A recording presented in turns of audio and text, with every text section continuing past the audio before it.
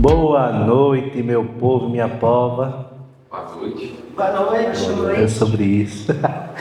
Bom, mais uma vez eu agradeço por poder estar aqui na Bíblia Aula. Bom, quem me conhece sabe que se tem um lugar que eu gosto de estar é dando aula, né? Porque muitos de vocês me conhecem como fotógrafo aqui, mas a minha formação mesmo é em História e eu já estou faz um bom bocadinho na educação. E hoje a gente vai falar de um tema bem interessante aqui. Eu estou acompanhado com o nosso mestre Painho aqui, que vai se apresentar também.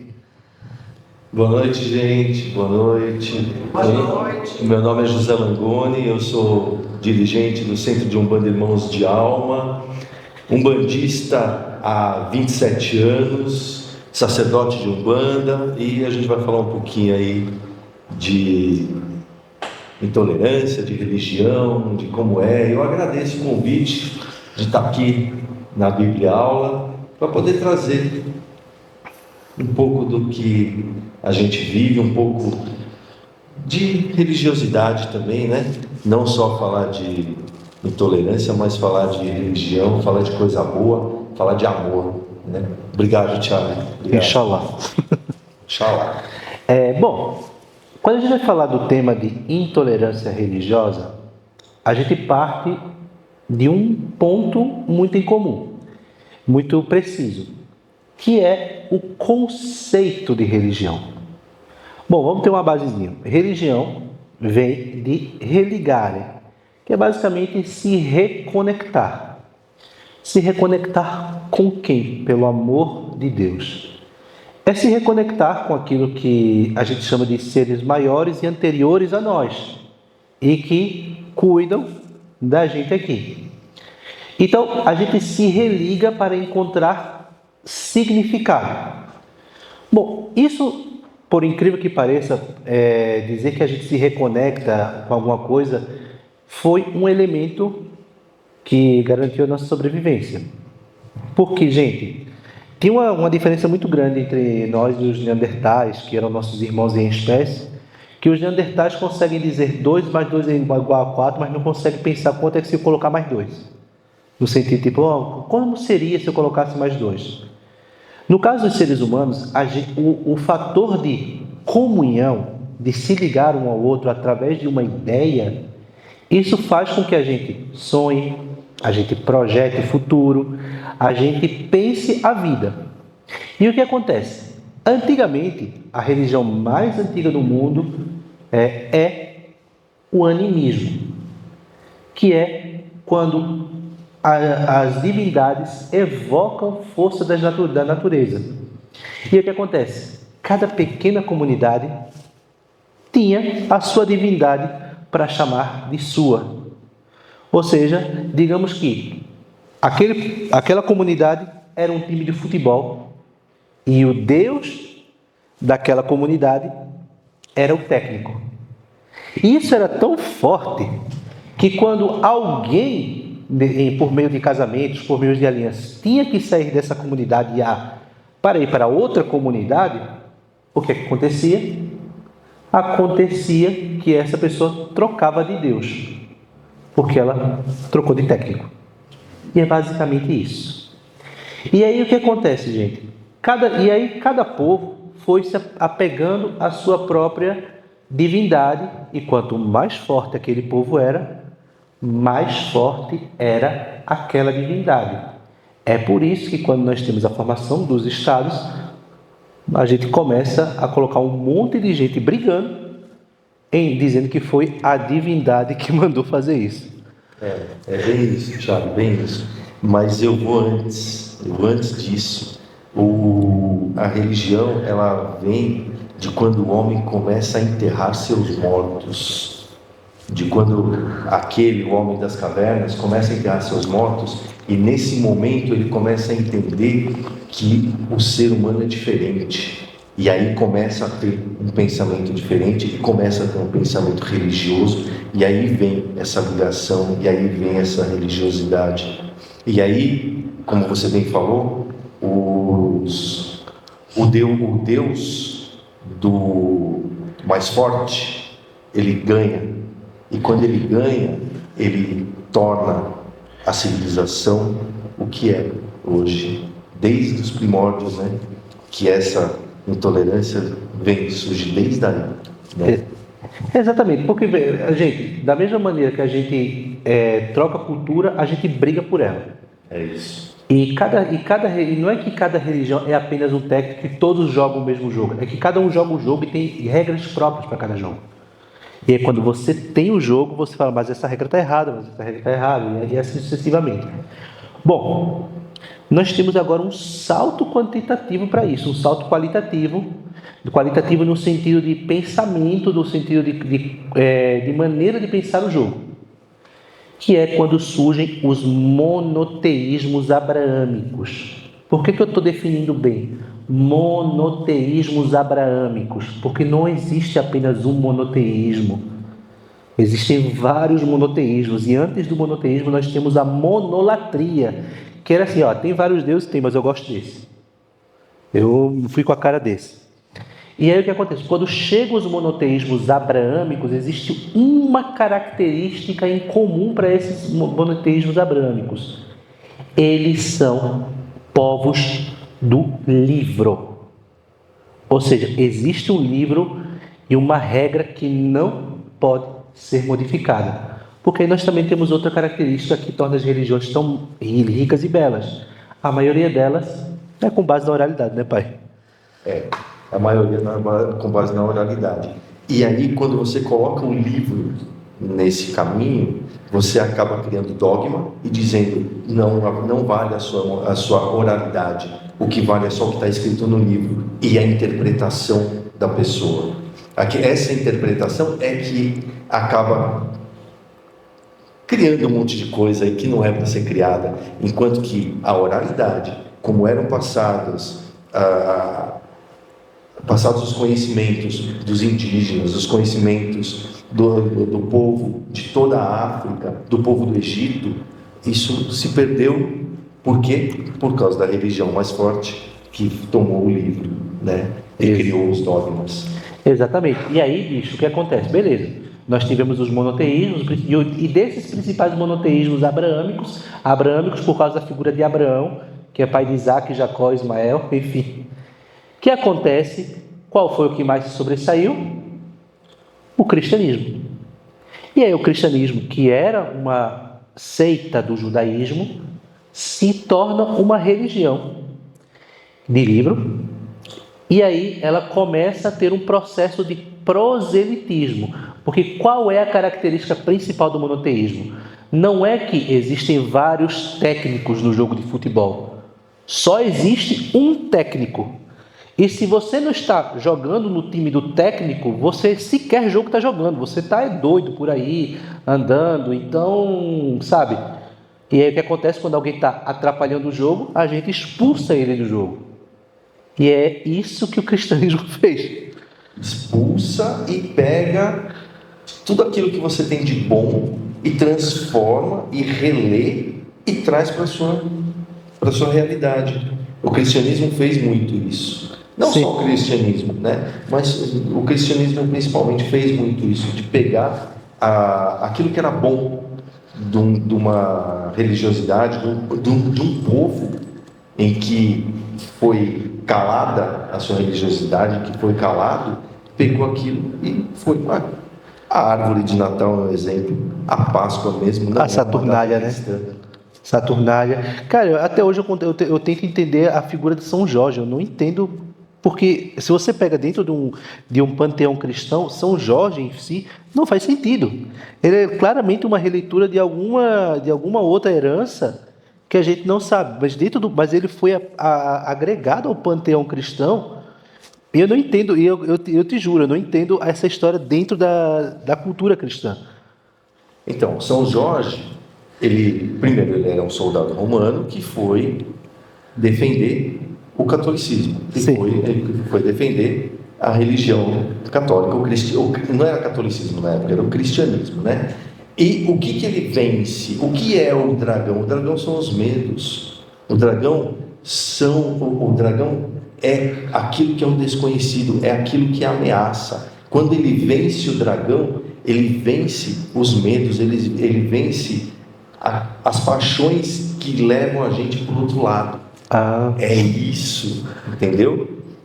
É isso que é São Jorge. São Jorge, ele vence esse medo, e ele vence também aquele que era contra o cristianismo. Entendi. Entendeu? Então tem várias conotações ali daquele dragão.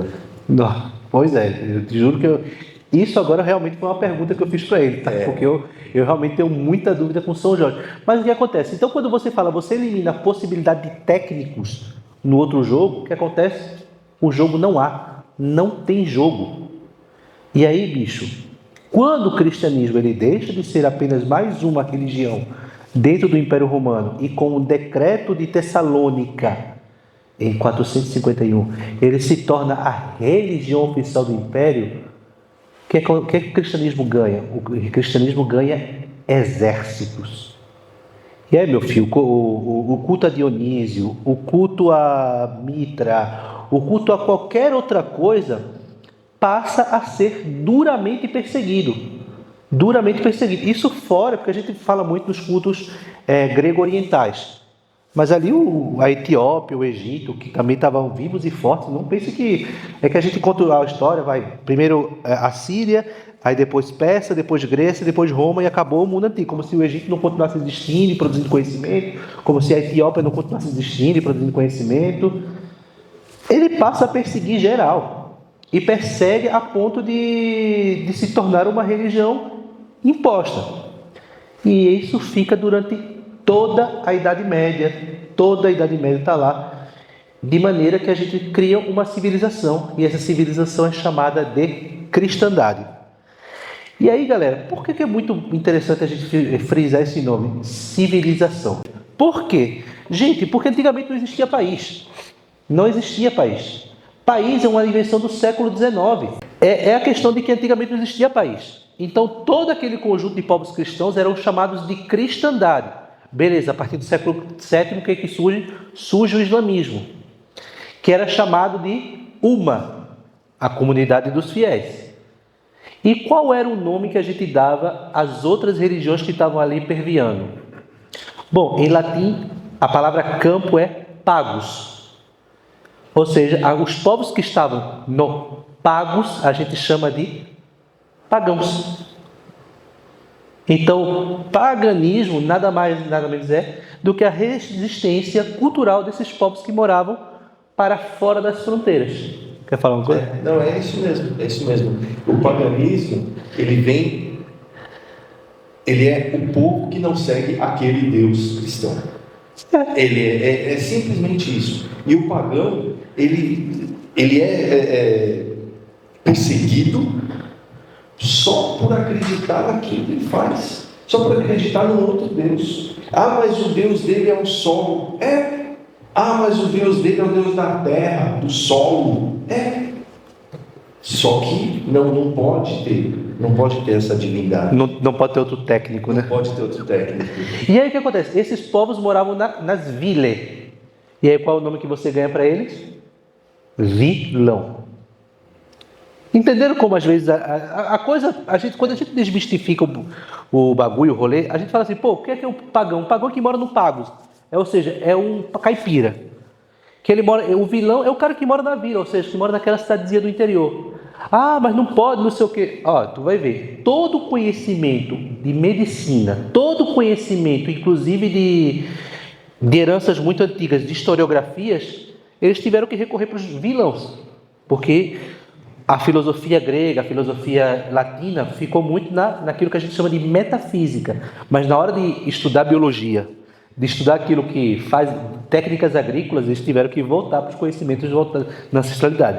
E a forma de deixar de ser pagão era se converter, ou seja, batizar, entrar para a religião, fazer o batismo, praticar o batismo, levar o seu filho para tirar o pecado original, e aí você deixa de ser pagão. Gente, deixa eu falar com você. Você sabe que uma das maiores heranças que os árabes deram para a gente é o nosso famoso cafezinho, né?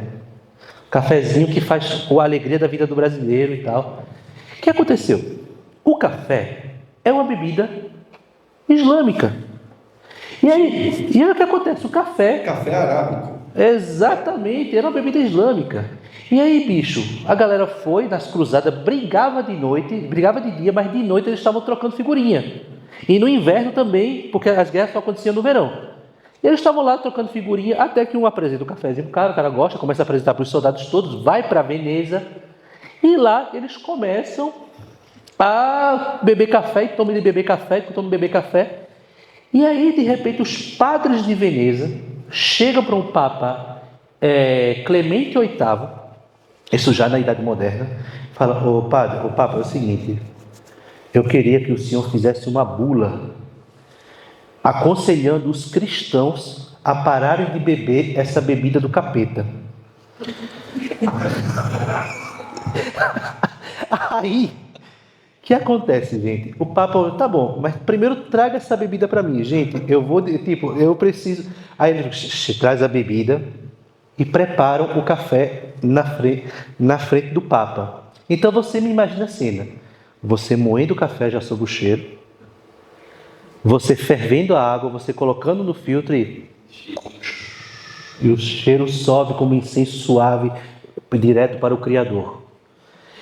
Aí o Papa foi lá e bebeu o café e falou: cara, olhou para ele e falou: deixa eu falar uma coisa para você, meu filho. Essa bebida é muito boa para ficar na mão do diabo. Então é o seguinte, ó, Pai, Filho e Espírito Santo, agora é cristão. Manda brasa. É isso. Custava só dizer que era boa, gente, pelo amor de Deus. Mas isso é um exemplo da apropriação. Né? Exatamente isso. Aí, bicho, beleza. Aí você teve toda essa fuleiragem da Idade Média, essa briga com os muçulmanos e bebendo conhecimento com eles, tá? Bebendo conhecimento, mas não dá o braço a torcer. Olha, o cristão às vezes é teimoso, aprendendo um monte de coisa com os muçulmanos, aprendendo um monte de coisa com os egípcios, inclusive aprendendo um monte de coisa com os povos bantos. E não, beleza.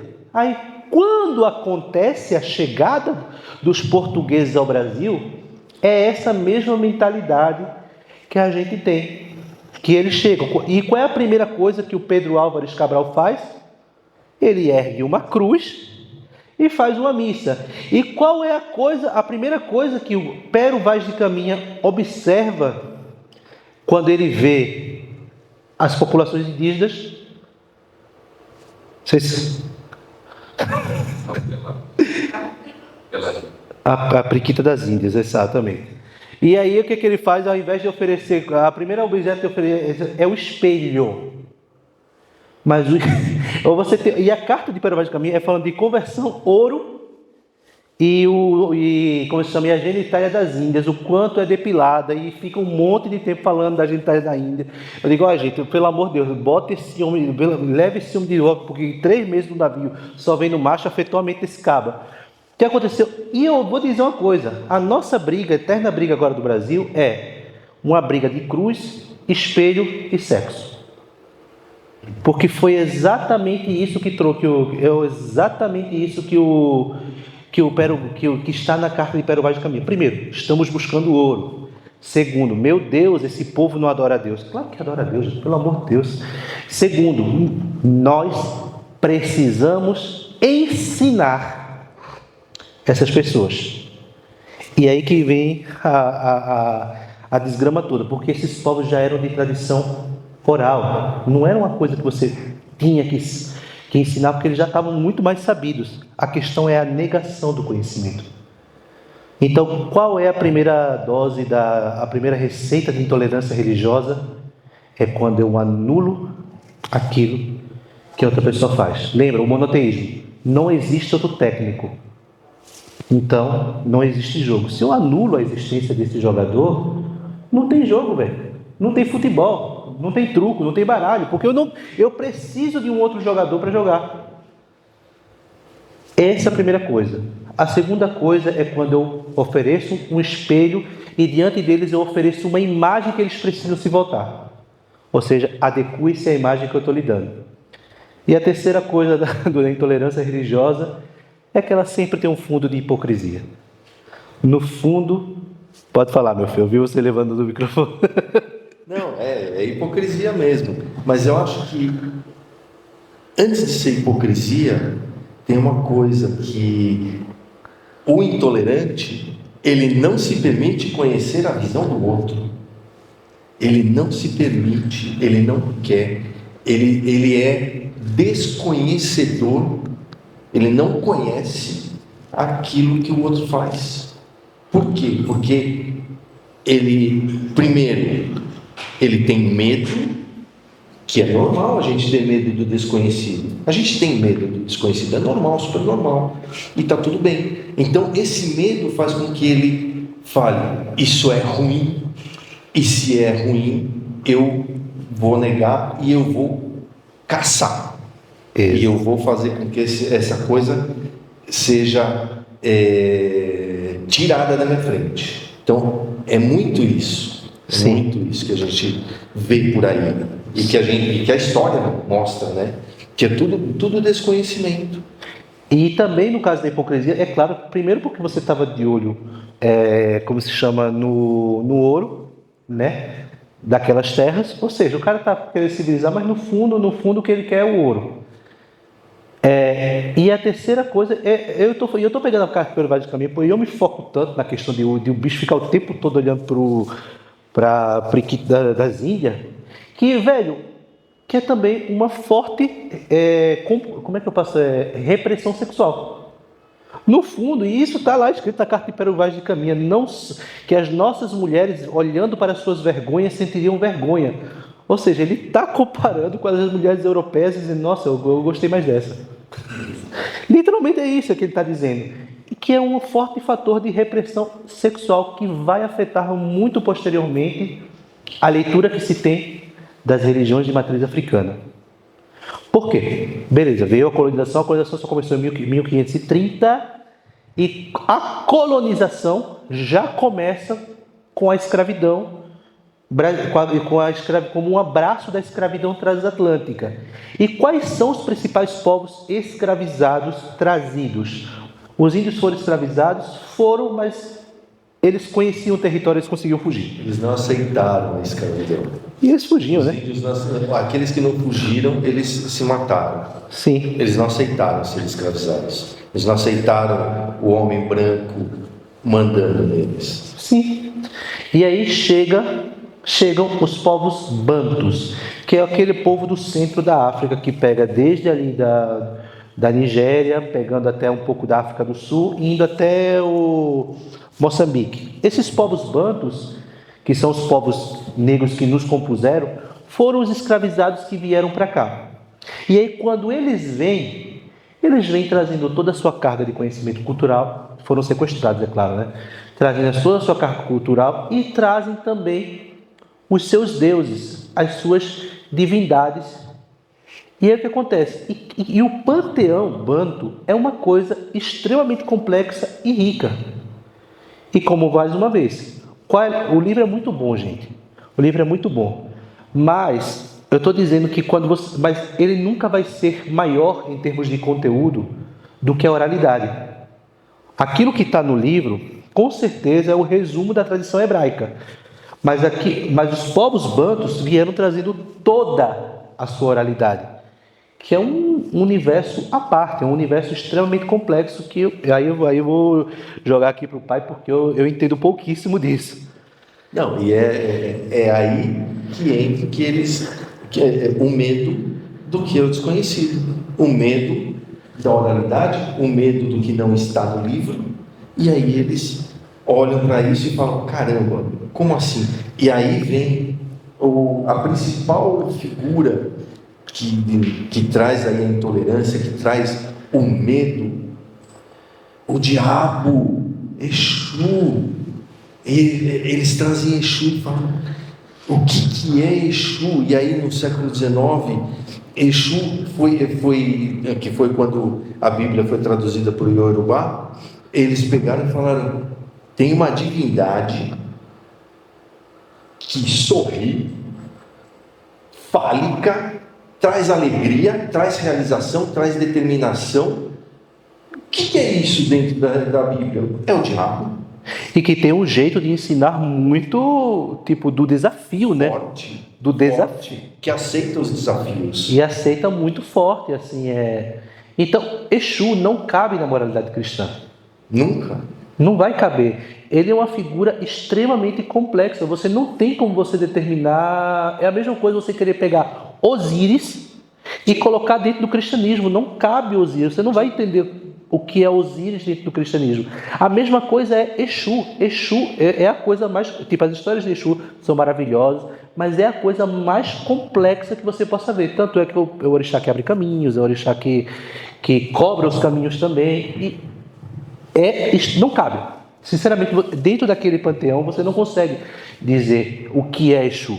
Não consegue. Trazer para o catolicismo não consegue. Você consegue entender que Exu é a coisa mais simples do mundo. É a força de viver. Isso. É a coisa mais simples do mundo. É a força de realizar. É a potência, a virilidade. É o falo ereto. Exatamente. E aí o que acontece, gente? Quando a gente está pensando também em outra coisa, e aí eu quero dizer que também é um dos fatores que acontece. Vamos ver uma característica metafísica do Deus abraâmico. O Deus abraâmico é aquele que cria tudo, mas não se identifica com as suas criaturas. Essa é a primeira. Tanto é que se você ler o Alcorão, está lá escrito assim: ele é Deus, não há nada semelhante, não criou nem foi criado, e nada há de semelhante a ele. Essa é a definição que eles colocam. E no Antigo Testamento, Deus apenas: quem tu és? Ele: eu sou. Não tem o que definir. Inclusive, os filósofos medievais falam que Deus, o Deus abraâmico, não existe. Porque para existir ele tem que estar contingenciado. Ele tem que ter um começo e um fim. Não existe. Bom, beleza. Aí você me corrige se eu estiver errado, tá? Nas sociedades politeístas, nas sociedades banto, os orixás, eles se identificam-se com os seus... Como é que é o nome das pessoas que se relacionam com o orixá? As pessoas que se relacionam com o orixá. Filho. Os filhos, eles se identificam com seus filhos. Eles, como se chama, eles brigam, eles, como se chama, eu acho que casam, né? Isso está nos itãs, né? Os itãs são as histórias que vêm justamente da oralidade. Mas eu acho que o orixá, principalmente, ele e aí existe um Deus único, e o orixá, ele é energia divina. Xangô é a energia do equilíbrio, é a energia da justiça. Ogum é a energia da força, da realização, da abertura de caminhos. Oxum é a energia do amor. Oxalá é a energia da fé. Entendeu? Então, o que tem a grande beleza dos orixás é dividir as forças de Deus. E aí eu falo, eu ministro o desenvolvimento mediúnico, e no desenvolvimento na teologia eu falo isso, que é muito mais fácil a gente pedir justiça para Xangô, pedir o equilíbrio para Xangô, do que pedir para Deus. A gente pede para Deus porque a gente não conhece uma divindade que trabalha com a justiça. Só que na Umbanda você tem, entendeu? Então é por aí. E é aí que fica mais fácil a relação. Sim. Mas essa relação muito mais próxima com os seres humanos faz com que certos cristãos tradicionais falem: nossa, mas você está fazendo... Nós somos criados à imagem e semelhança de Deus, mas parece que as divindades politeístas são criadas à imagem dos seres humanos. Qualquer pessoa, um grego, um egípcio, fala: tá, e qual é o problema?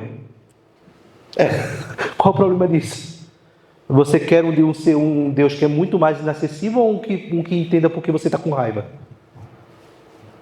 Lembrando que o Deus, principalmente no Antigo Testamento, ele é um Deus punidor. Sim. Ele não é um Deus bonzinho. Ele é um Deus punidor. É um Deus que pune, que se não andar na reta, ele Sim. atua. E uma negativamente. Vez... Ah, tá. Né? Negativamente. Pode falar. E uma vez que você tem divindades mais próximas dos seres humanos, o conceito de pecado cai. E isso para o cristianismo é inaceitável, porque se não tem pecado, não existe inferno, se não existe inferno, não existe salvação. Dentro do terreiro não tem nem pecado, nem diabo. Exato. Nem inferno. E aí o que acontece, galera? Beleza, você teve toda essa passagem de povos com a escravização. A escravização, ela nasce da desumanização. E aí, um adendo. Ai, Tiago, toda a vida existiu escravidão. Sim, toda a vida existiu escravidão. E o Kiko? Tá, Tiago, na Europa branca também teve escravos. Sim, na Europa branca teve escravos. Mas me diga uma coisa, amor da minha vida, paixão do meu viver. Existiu algo próximo do tráfico transatlântico? Não existiu. E outra coisa, o tráfico transatlântico envolvia escravizados europeus? Não envolvia. Era voltado contra as economias europeias? Não era voltado contra as economias europeias.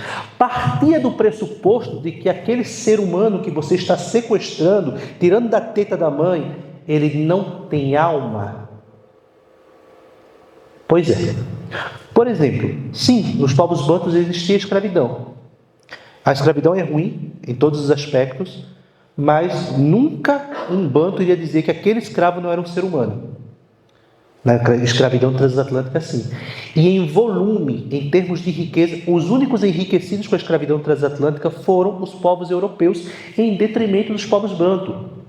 E o componente racial que não existia nas demais escravidões foi trazido. E eu estou falando grosso modo. É claro que quando você tinha os escravos muçulmanos, ele não era gente porque ele era muçulmano.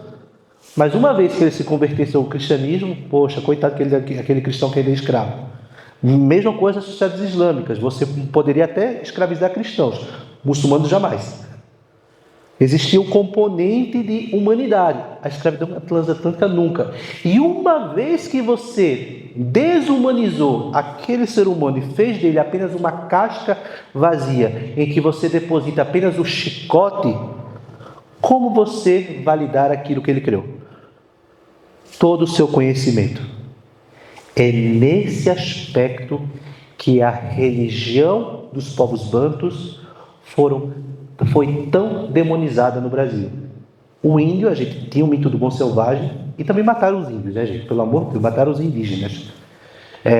Mataram os indígenas que tiveram que fugir mais para dentro do país, mas os povos africanos, eles tiveram a sua humanidade perdida. E logo tudo aquilo que eles criam era ruim, era nefasto, era feio. E aí, a partir desse momento, você tem a criação de um contrapanteão, que é o panteão afro-brasileiro, que continua existindo, mas totalmente demonizado. Tupã, as pessoas escutam falar de Tupã, mas as pessoas não se atemorizam com Tupã. Eu vou te contar uma história que tu vai rir. Uma vez eu fiz um exercício lá em Recife.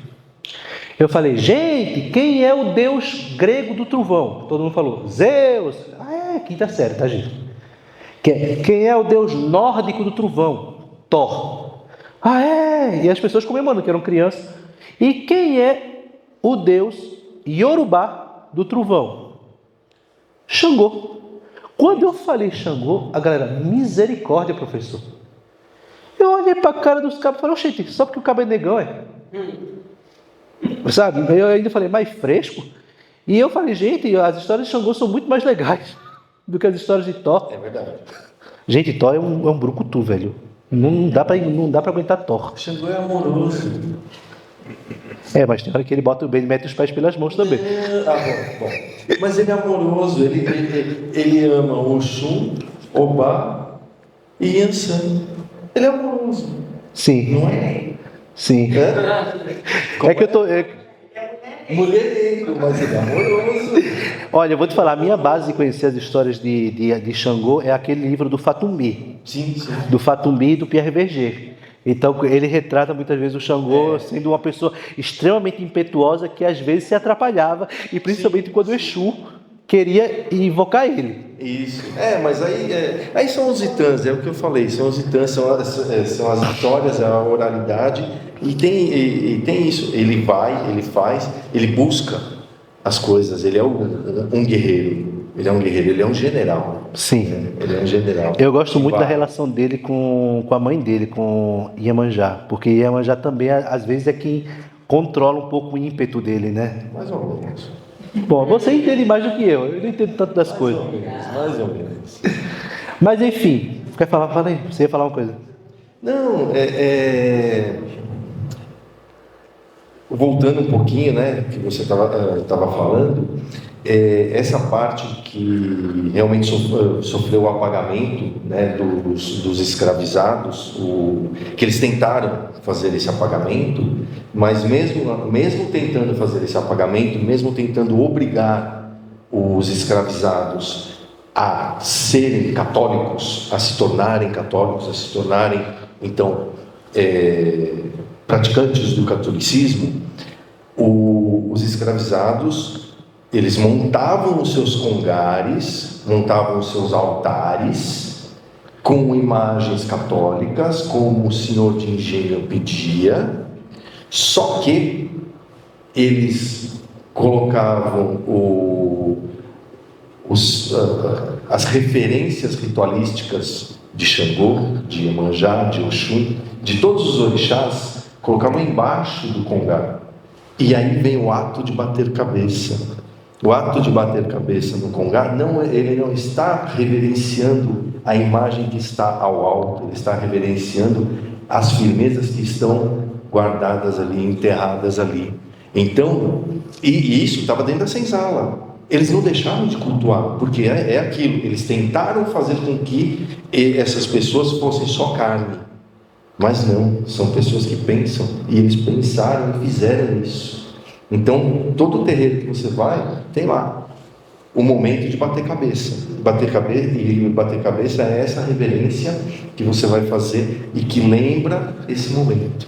Isso é extremamente poético. Fala. Eu queria perguntar uma coisa, acho que mais ou menos dentro do que você está falando. Tem uma história, que eu não sei se é real ou se veio daí, de uma representação dos orixás, que cada um tem uma similaridade com o santo católico. Sim, isso veio da necessidade de camuflar, de esconder. Então eles falam que Ogum é o São Jorge, Iemanjá, Nossa Senhora da Paz. Que tem sempre uma representação, assim. Eu sempre imaginei que isso vinha de uma necessidade de se esconder. Isso, né? Vem daí mesmo, vem exatamente daí, em que na impossibilidade de enterrar um altar no altar, de colocar alguma coisa assim. Altar é pedra, tá? De colocar uma referência de Oxum, pega a imagem de Nossa Senhora da Conceição, vê o que ela fez. Então eles também estudaram. Quem foi São Jorge? São Jorge foi um guerreiro que lutou contra o cristianismo e venceu e tal. Então ele tem uma referência de algum. E aí então vamos colocar uma imagem de São Jorge nesse altar. Só que na hora de reverenciar, não era reverenciando São Jorge, era reverenciando algum. Então sim, o sincretismo ele vem para isso. Ele vem para trazer esse momento em que o escravizado ele precisava ter a referência religiosa dele, mas sem tomar chibatada. Então vem nesse momento. E aí, claro que com a prática a gente acabou solidificando certas coisas. Isso que é legal, porque, gente, sabe qual é a beleza das religiões de tradição oral? É que elas vão se reavivando com a necessidade daquela comunidade. Sim. Então, assim, começou desse jeito, hoje ela se solidificou e continua sendo o mesmo tipo de referência, porque a oralidade ela vai se transformando de acordo com a comunidade. E olha, a gente fala do cristianismo, mas o cristianismo acabou também passando por isso, por essa oralidade. Por exemplo, a própria reverência à Nossa Senhora, ela não está presente nos textos bíblicos, mas ela nasceu de uma necessidade, de uma proximidade com a figura materna. E aí a gente tem a figura de Nossa Senhora. O purgatório foi uma invenção da Idade Média. E as nossas formas de culto popular estão inclusive dentro do cristianismo. Então, a religião ela só ocorre porque ela é viva. E ela se torna viva quando ela entra no contato com as outras pessoas. E aí é basicamente isso, ou seja, a troca sempre é legal, gente. Vamos lá, só para adiantar o rolê, passamos todo esse período da escravidão no Brasil, esses cultos de resistência, tanto indígena quanto dos povos bantus que vieram para cá, essa resistência feroz. Veio a primeira Constituição brasileira, quando o Brasil se torna império, e o Brasil se torna império, e o catolicismo se torna a religião oficial, com liberdade de culto apenas no âmbito privado. Aí eu te pergunto, o muçulmano pode fazer o culto dele? Dificilmente. Povos de matriz africana, nunca no Brasil. Os indígenas, como eu falei, teve o processo de massacre que dura até hoje. Beleza, acabou, veio a República. A República ela trouxe uma brincadeira de liberalismo que não deu certo. Todos são iguais perante a lei e todos têm liberdade de culto, beleza. Inclusive na hora de votar. É o voto universal masculino a partir de 21 anos. Só tem uma condição, tem que saber ler e escrever. Quem sabia ler e escrever em 1889, pelo amor de Deus? Apenas aquelas elites. Aí beleza. Então, tá pensando que ficou parado, né? Começaram a fazer escolas. Começaram a produzir, se organizar. Porque sim, quando veio... Primeiro que a princesa Isabel não libertou coisa alguma. Primeiro local, quem estava fazendo o processo de libertação eram as próprias populações negras. Quando veio a abolição da escravidão finalmente, essa galera começou a se juntar. E já se juntava naquilo que a gente chama de Irmandade dos Homens Pretos.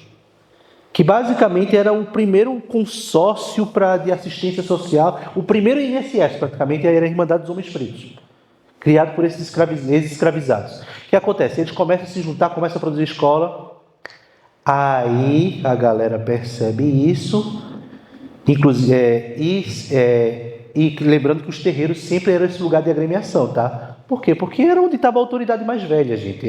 Uma das coisas que as religiões de tradição oral têm é que o respeito sempre está pelos mais velhos, porque é o cara que tem mais histórias.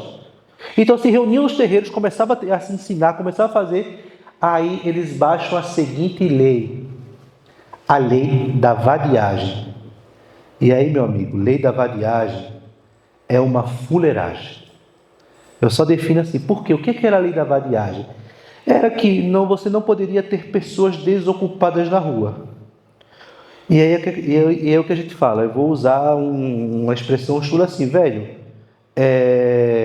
naquela época, branco livre era lazer, negro livre era vadio. E aí, todos os instrumentos de ostentação cultural poderia ser uma razão para você ser preso. E você ia. Isso eu vou deixar ele contar, que ele sabe contar melhor do que eu. Não, ia mesmo. E isso passa pela capoeira.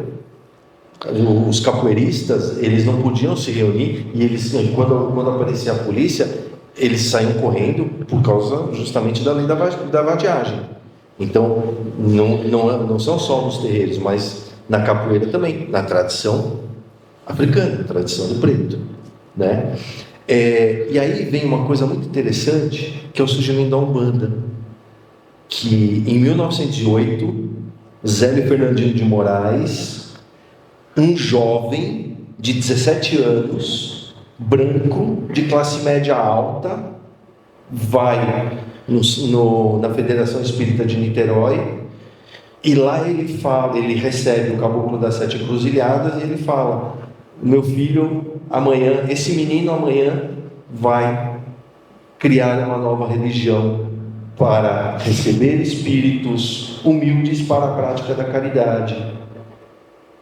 Por que a espiritualidade pega um jovem de 17 anos, branco de classe média alta, filho de militar, em 1908? 20 anos depois da libertação dos escravos, de assinar a Lei Áurea, quem escutava eles? Ninguém. E é exatamente o que você falou. E aí olha onde vai a sabedoria da espiritualidade. E aí surge a Umbanda e traz tudo isso, e vai trazendo e vai fazendo até que chega hoje. Mas para chegar hoje, o apagamento, de tentar apagar a religião do outro, de tentar apagar o pensamento do outro, de tentar apagar as coisas do outro, né? Inclusive, lembrando que quando a gente fala que os terreiros, eles sempre foram esse terreiro cultural, A gente tem um grande exemplo, nós temos é o samba. O samba da tia Ciata, que era mãe de santo. Então o pessoal se reunia na casa de mãe Ciata, era para celebrar também os seus orixás, era para fazer, era para também para comer, porque muitas vezes as pessoas só comiam no terreiro. Então a comida dentro do terreiro tem uma função social, porque, gente, pensa o seguinte, ó, vamos lá. No Brasil, ser de terreiro era um ato de resistência e ainda é. E ainda é.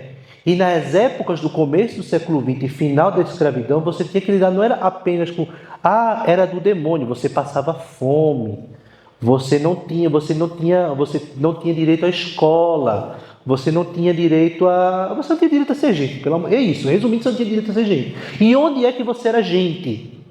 Onde você tinha um Deus que cuidava de você? Era no terreiro. Então, onde é que você aprendia a ler e escrever? No terreiro. Onde é que você aprendia a cozinhar quando você fosse se casar? Até isso, gente, tá? No terreiro. Onde é que você aprendia as práticas da vida? No terreiro. E aí você tem, inclusive, uma pedagogia nascida a partir do terreiro. Eu não vou lembrar, parece que é Mãe Santinha. Mãe Santinha, né? Você tem uma pedagogia que nasceu dos terreiros, que inclusive está sendo estudada em universidades. Mas era no terreiro. E o samba nasce nesse contexto. Porque você pega toda aquela musicalidade banto que foi herdada e aí você coloca os instrumentos que você já conseguiu. Você coloca a flauta, você coloca o saxofone, você coloca o piano, você coloca aí. E aí, como o celeiro é um encontro cultural, ele começa a crescer. Só que, lei da vadiagem, cacete neles, desce-lhe a porrada, violão. Isso está inclusive no livro Triste Fim de Policarpo Quaresma. Nossa, o Major Quaresma está com violão. Desde quando ele se tornou vadio, ele começa a ser um lugar de perseguição. Beleza, até quando vai a lei da vadiagem? Até 1941. Ela acaba oficialmente em 1941. E aí, a lei da vadiagem, juntamente que é racista, beleza, acabou em 41. Isso quer dizer que a prática acabou? Aí não, né, meus amores? Pelo amor de Deus, né? Nós encontramos ecos dessa lei até hoje. Nós encontramos, agora oficialmente, ecos de vadiagem, nós encontramos prisões até a década de 80, mas reverberações dessa lei a gente encontra até hoje. Por quê? Porque vai lá, tu está querendo falar? Semana passada. Até semana passada. 2025, julho de 2025. Julho de 2025. E aí, bicho, eu vou lhe dar alguns dados. É o seguinte, velho. Você tem hoje as religiões de terreiro no Brasil. O Brasil passou por várias constituições, liberdades religiosas, mas continuaram sendo perseguidas. Tanto é que eu cresci ouvindo a palavra macumbeiro, como se chama. A gente se pega errando nessas palavras. Por quê? Porque existia uma doutrinação linguística. Nenhum pai de santo vai te doutrinar, mas a gente foi doutrinado a odiar o terreiro. Isso se chama doutrinação, quando aquilo se naturaliza tanto que você, mesmo tentando ter uma tentativa de ser mais tolerante, você vai se pegar falando coisas que são ofensivas, né? Beleza, mas você teve o fim do o declínio da religião católica e a partir da década de 70 você tem a ascensão das igrejas evangélicas pentecostais e neopentecostais. Detalhe, todas elas cresceram graças à comunidade negra das periferias, que também eram atendidas pelos terreiros. Beleza? O que acontece? Acontece que o crescimento do pentecostalismo, neopentecostalismo, reacendeu as velhas práticas intolerantes. Por quê? Porque por mais que o pentecostalismo e o pentecostalismo tragam uma prática muito oriunda das comunidades onde vive, por exemplo, de incorporar o Espírito Santo, lembra que no cristianismo só pode ter um técnico. Logo, o técnico dele não existe. E se ele está dizendo que está falando em nome de outro técnico, esse técnico é um enganador, que em hebraico é Shaitan, que se torna Satanás. Aí, pode falar. Você falou Isso é isso. E aí, Shaitan, bom. E aí, o que acontece? Beleza, em 2025 nós estamos agora, os evangélicos se tornaram 30% da população. 30%. É a religião mais preta do Brasil, inclusive. É isso. Exatamente. O PT... Infelizmente, isso acontece. Exato. E eu diria que é até necessário. Por quê? Porque vamos falar de tudo isso que você falou agora, que é exatamente onde você quer chegar. O negro, o preto, né? Desculpa, o preto, ele precisa ser aceito. E como que ele faz para ser aceito? Ele vai para a religião que ele vai ser enxergado, que ele vai ser visto.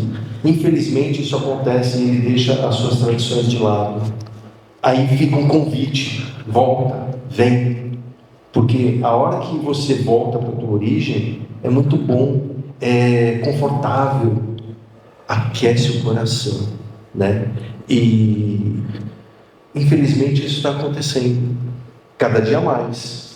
Tanto que falam: mas olha só, até comentaram comigo outro dia: poxa, olha lá no terreiro do Langoni, quanta gente não preta que tem. Porque eu tenho amarelo, minha mulher é japonesa, filho de japonês. Então, quanta gente não preta não tem, mas tem também os pretos. Lá, o terreiro, todos os terreiros, eles acolhem a todos, sem distinção. Acolhem a todos, sem distinção. Basta querer ir, basta ir. Então, aquele que vem, ele é acolhido. A gente não obriga ninguém, a gente não fala de doutrina, a gente não bate na porta de ninguém para falar: vem pro terreiro. Mas, ao contrário, o terreiro está com a porta aberta. E também tem uma coisa, e aí só para falar, que é o seguinte: tem uma diferença muito interessante, assim. É que, e aí eu vou te falar como uma pessoa que também como uma pessoa teísta, abrâmico, que basicamente o neopentecostalismo te promete as recompensas.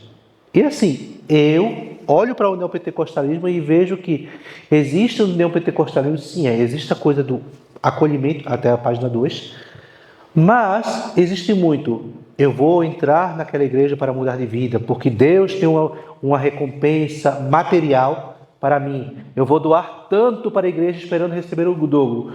Aí eu te pergunto: o que Xangô te promete? Xangô te promete que tu vai ser uma pessoa mais justa, só isso. O que o catolicismo tradicional, agora estou falando, te promete? Que você vai andar nos passos de Jesus.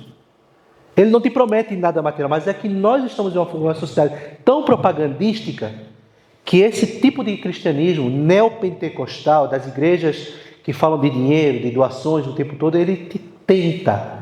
Em uma comunidade onde a marginalização das populações periféricas é tão forte, você dizer: vem para Jesus que você vai mudar de vida. Vem, amém, irmão? Isso pega. Sabe, Tiago, mas isso é uma coisa tão necessária na vida das pessoas, que você vai falar: nossa, mas Langoni, você está louco? Você está defendendo? Não, eu estou defendendo o poder de fazer. Porque assim, na Umbanda, no Candomblé, nas religiões de terreiro, você tem a liberdade de fazer e ser. Você tem a liberdade de fazer e ser. Só que ninguém te promete nada. Você falou isso. Exatamente. Ninguém te promete nada. Ninguém te promete o céu. Ninguém fala: você vai comprar um pedacinho do céu. Eu nem sei mais se falam isso, mas falavam antigamente. Fala ainda? Então. A Universal fala muito. Fala muito disso ainda. É uma pena. Mas é assim: a população, as pessoas, elas precisam de condução. As pessoas, elas estão perdidas e sempre estiveram. E aí eu coloco todos nós. As pessoas estão perdidas e quando essa pessoa está perdida, ela precisa de alguém pastorando. Sim, é por isso que o sacerdote é importante. Exatamente. Mas então, o pastor, ele está conduzindo o seu rebanho. Eu não sou pastor. Entendi. Eu não sou pastor. Tem uma Eu, questão. peraí, só um segundinho. Agora, Eu dou a liberdade, eu ensino e eu dou ferramenta para a pessoa fazer e ser. E aí eu crio pessoas que fazem, que executam e que tomam conta das suas vidas sem precisar me pedir. Posso fazer isso? Posso fazer aquilo? Por isso a religião, as pentecostais, as neopentecostais, elas crescem tanto porque elas conduzem as pessoas. Entendeu? Desculpa, fala. Talvez tenha uma questão também do viés social. Eu não sei se existe, eu não sei se você tem dados a respeito disso, assim, das pessoas de classe muito baixas que frequentam as igrejas evangélicas. E aí a gente precisa considerar que talvez seja até uma má intenção desses líderes de que a pessoa que come mal, a pessoa que se veste mal, que não pode ter... Porque a gente vive numa sociedade capitalista, a gente precisa de dinheiro para se locomover, para morar bem, para comer, para se vestir.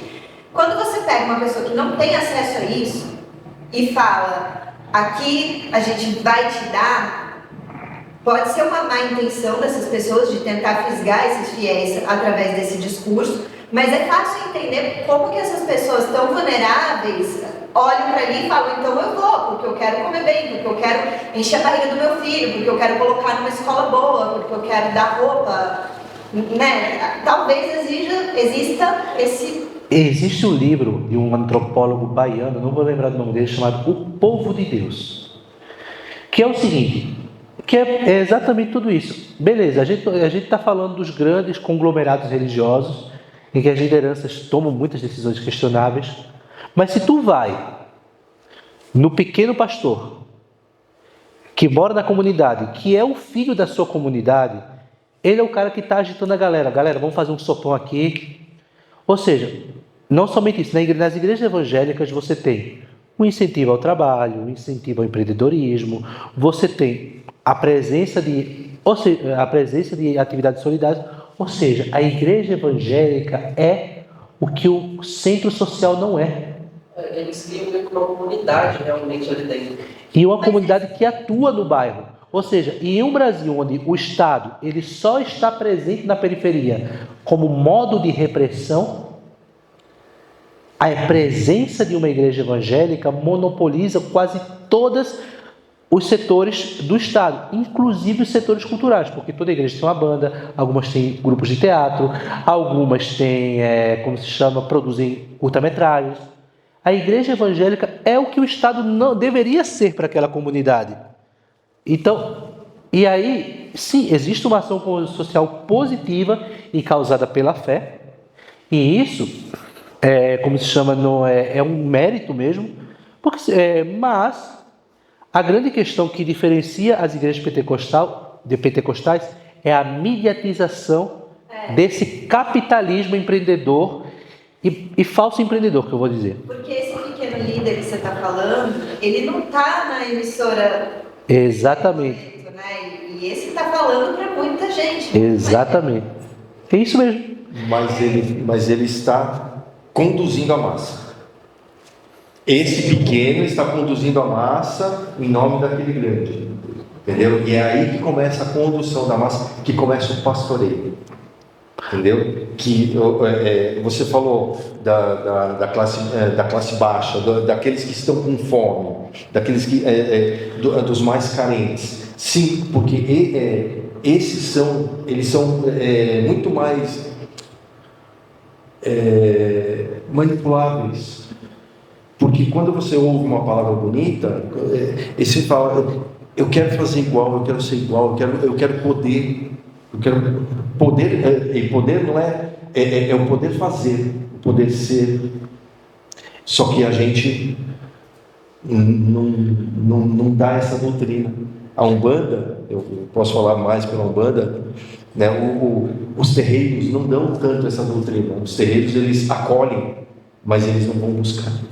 Né? Então essa é a diferença. Você ia perguntar alguma coisa? Então, não é nesse contexto que os neopentecostais, os evangélicos em geral, para justificar a sua escolha e para falar que a sua escolha foi boa, não é exatamente aí que cresce, que surge então a intolerância? A intolerância. Das religiões, tipo, Também. não, mas aquela outra que eu tinha, então ela não é boa. Então, também.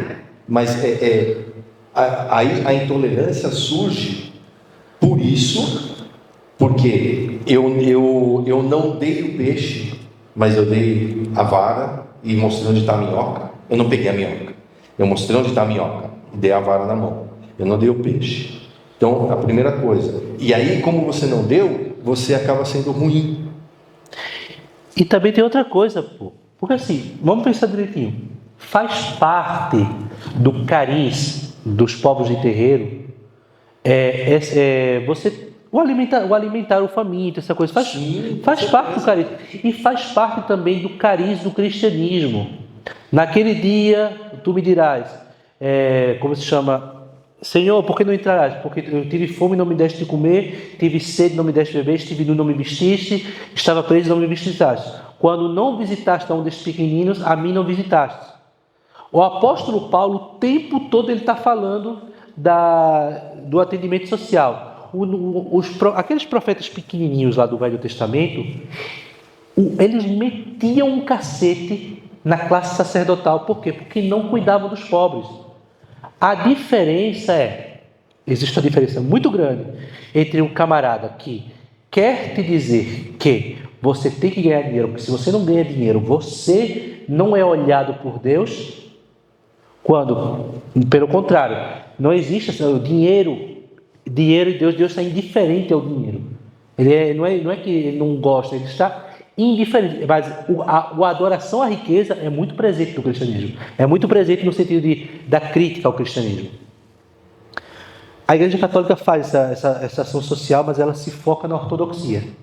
As mesquitas fazem esse atendimento social, mas eles se focam na ortodoxia. Os terreiros fazem o atendimento social, mas eles estão se focando na relação daquela comunidade. O pentecostalismo e o neopentecostalismo fez com que a pobreza é uma ação do demônio sobre a sua vida. Então, ser pobre é um sinal de maldição de Deus. E aí chega a parte que é de cair o ônus dos glúteos, que é quando você...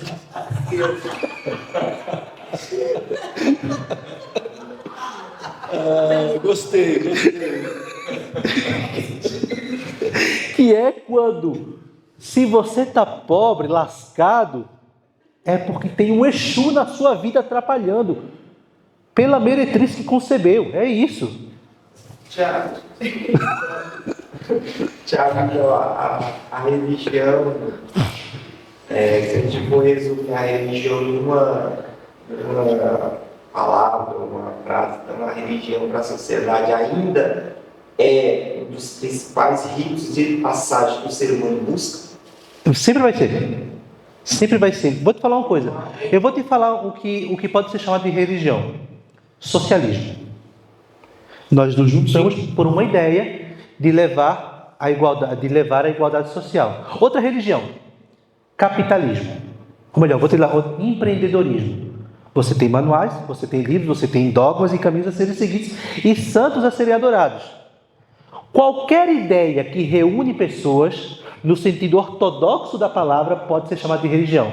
A questão é que algumas religiões têm Deus e outra religião, eu não sei, o capitalismo eu acho que tem um Deus que se chama dinheiro, né? Ou melhor, o capital, e no qual a gente não questiona. O capitalismo diz que é a maior religião que existe hoje, porque ela tem dogmas, ela tem meios de se comportar, ela tem uma coisa que ninguém questiona o dinheiro. Se eu jogar aqui 50 conto, ninguém vai dizer é um pedaço de papel.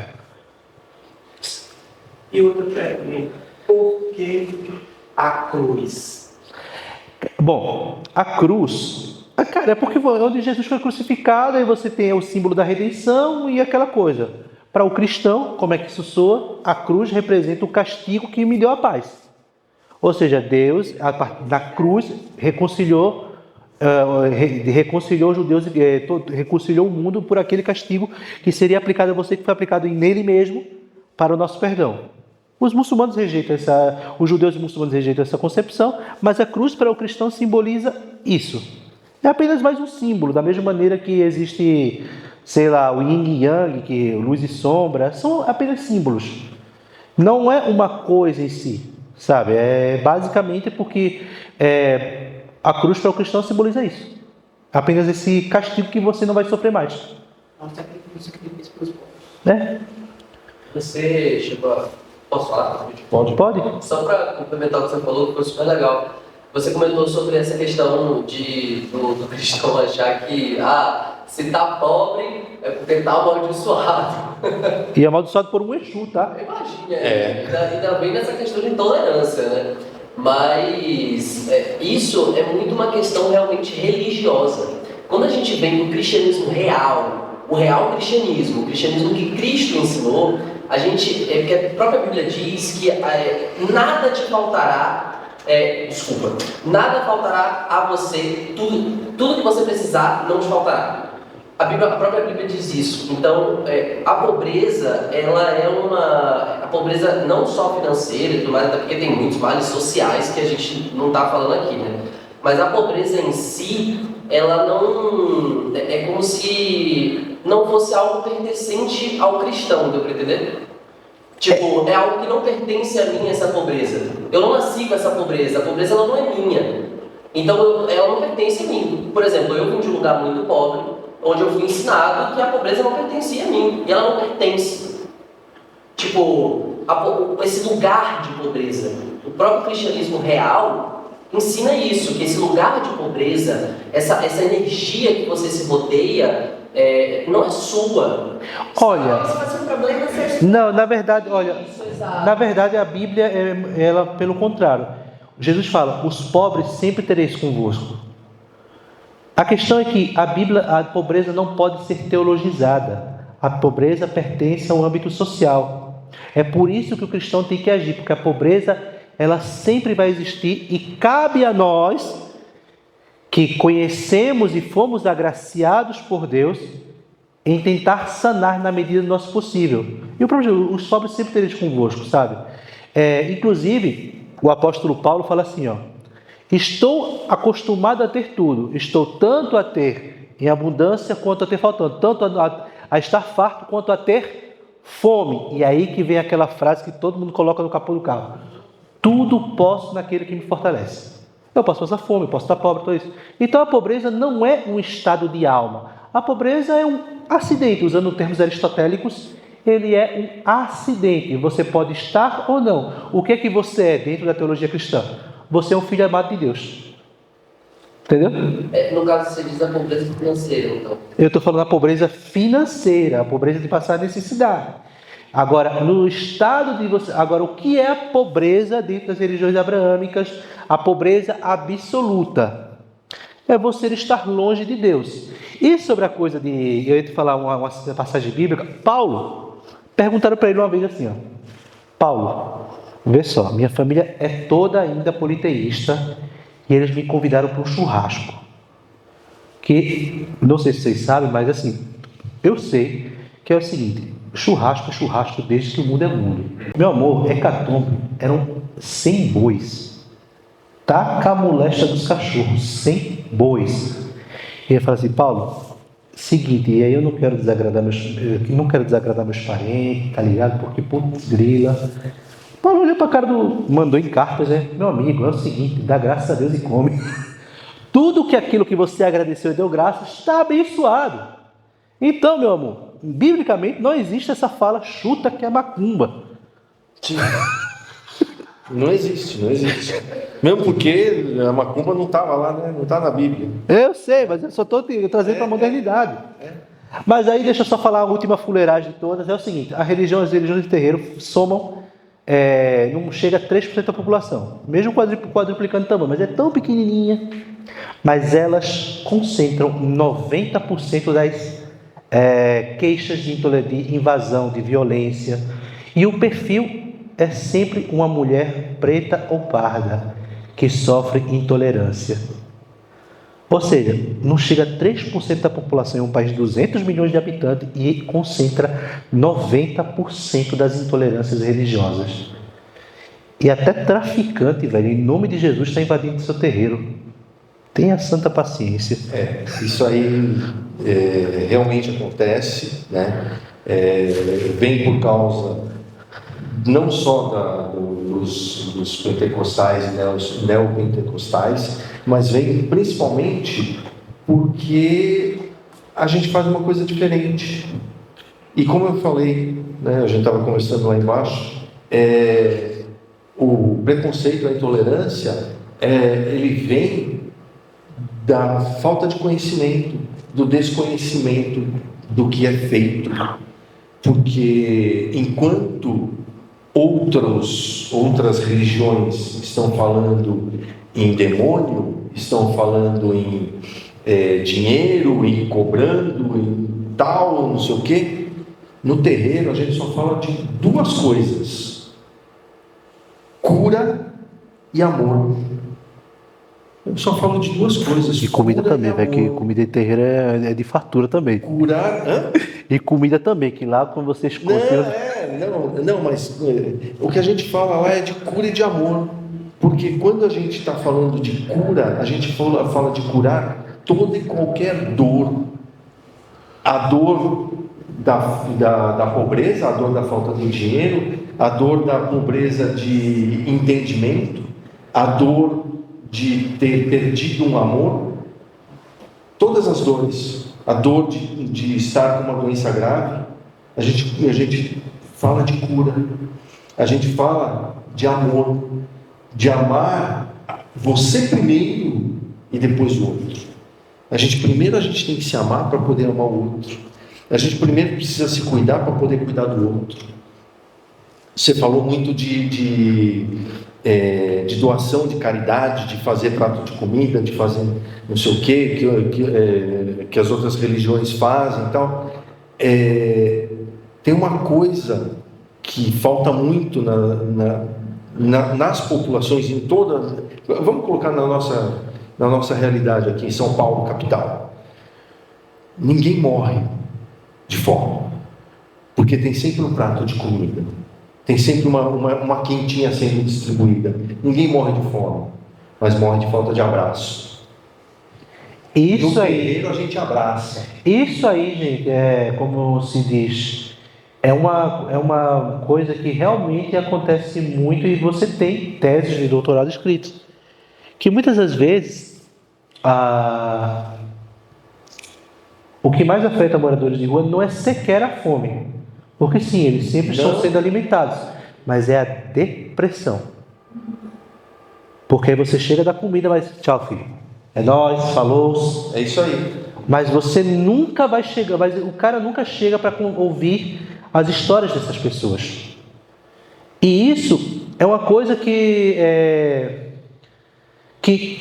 quando você critica que você precisa dar para além do prato de comida, é esse aspecto que a religião, eu estou falando da religião no sentido como fenômeno amplo, ele é um fenômeno estritamente humano, porque nós necessitamos o tempo todo nos reconectar.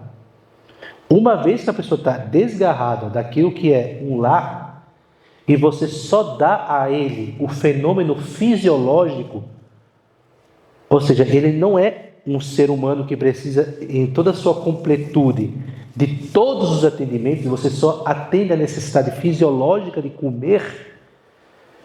Você está dizendo, olha, você só é esse corpo que come, e que amanhã eu vou te dar outro prato de comida, e assim sucessivamente, eu não sei seu nome.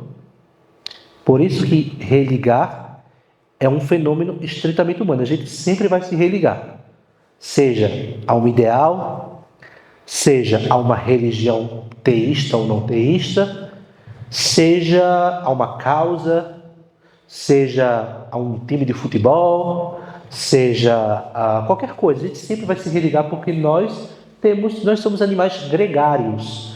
Nós somos animais que precisam de andar em bando. E é nesse sentido que eu faço uma crítica tão grande, como uma pessoa que crê, ao tipo de neopentecostal, a esse tipo de religião que o neopentecostalismo trouxe.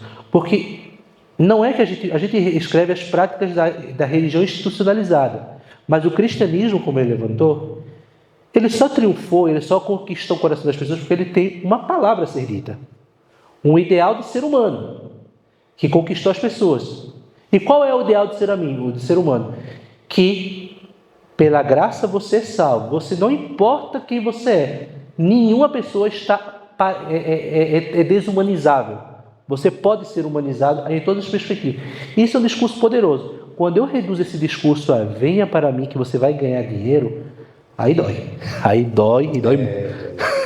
Olha, Tiago, eu vou te contar uma história. Você contou umas histórias, eu vou te contar uma história que aconteceu outro dia. Tá? Lá no terreiro a gente faz algumas ações, mas a gente não costuma divulgar. Tá? Mas essa é uma ação que a gente ia divulgar, porque afinal era doação de sangue, e doação de sangue você precisa de voluntários, né? Entramos em contato com uma instituição que faz doação de sangue, um banco de sangue, né? E aí nós falamos, não, a gente sabe que vocês têm esse trabalho de ir num local e aí levar toda a estrutura para que as pessoas que estão lá naquele local façam a doação de sangue e tal, não sei o que, papapá. Ah, legal, onde é? Ah, é no centro da assim, sabe, e tal, não sei o que, lá na Vila Mariana, lá. Não temos agenda. Só que tem um detalhe que eu descobri depois.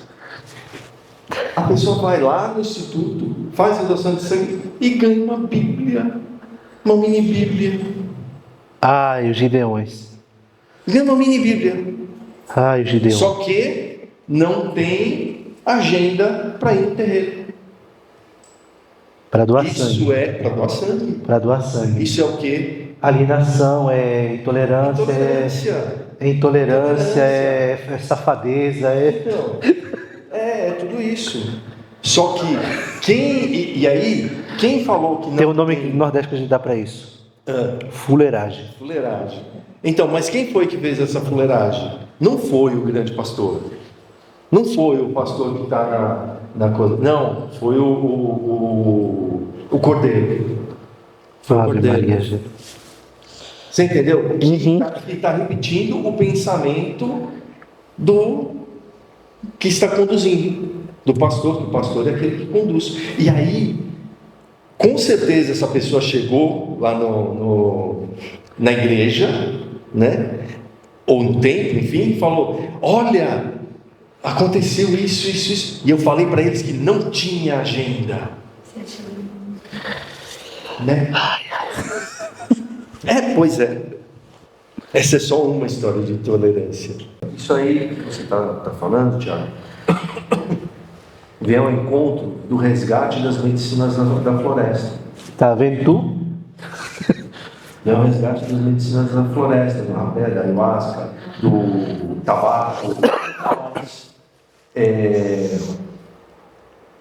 Começa devagar. Devagar. E vem aflorando.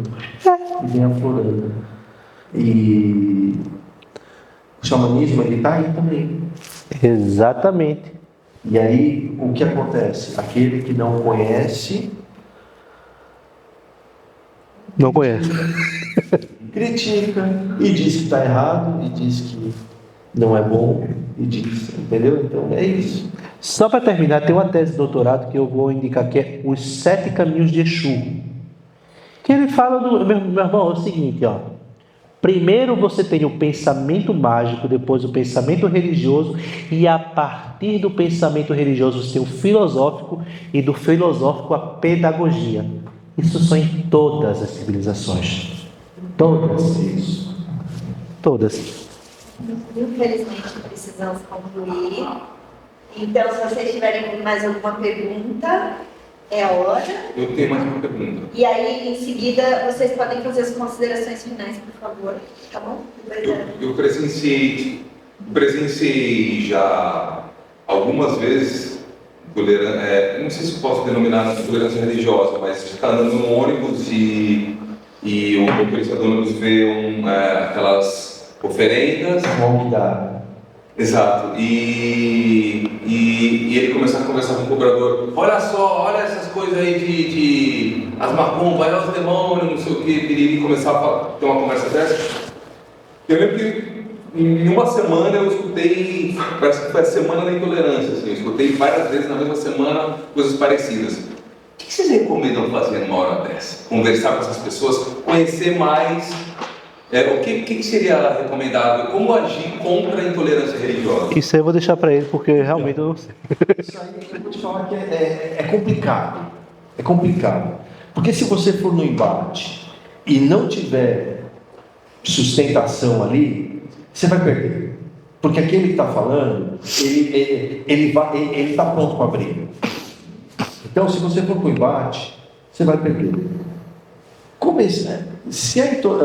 Vamos dizer, nesse caso que você falou, ele viu um alguidar, uma oferenda ali, que normalmente não é para o mal, mas tem essa questão de bem e mal, que eu acho que não dá para a gente falar hoje, mas que a gente só pratica, eu pelo menos só trabalho para o bem.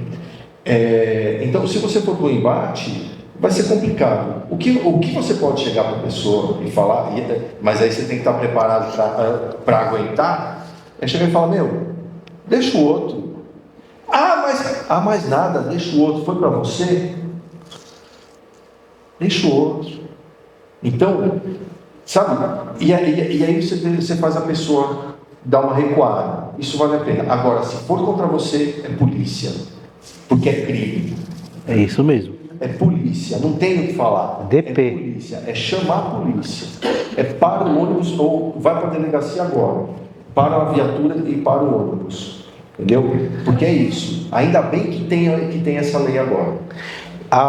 Bom, eu tenho assim, você pode fazer o seguinte, você chega para a pessoa e fala assim, cara, você aceita um doce? Aí a pessoa gosta, obrigado pelo doce. Ele, Cosme Damião.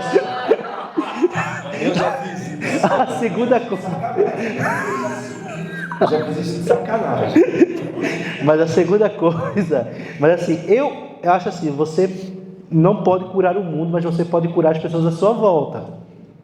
Então, velho, se você consegue ensinar o seu filho, o seu vizinho, a ele não ser intolerante, você já fez muita coisa. Porque o cara que é desconhecido, não faz tanto sentido para você lidar com o desconhecido, porque primeiro vai dar dor de cabeça, vai dar briga, a não ser que seja com você, mas ao seu redor pode ser, porque aí as pessoas ao seu redor não serão intolerantes. E aí, enfim, de resto, o que você pode fazer? Ou você faz essa zombaria, tipo, olha, eu aceito o docinho, Cosme Damião, é aquela coisa toda, senão, cara, quer um galeto? Nossa, bicho, tudo muito bom. Enfim, mas de resto, velho, faz o que você pode e é isso. E a minha última consideração, assim, velho, lembre-se, qualquer tipo de intolerância é ruim, velho. Eu falo que intolerância religiosa e intolerância à lactose, ambos dá merda. Literalmente. É isso.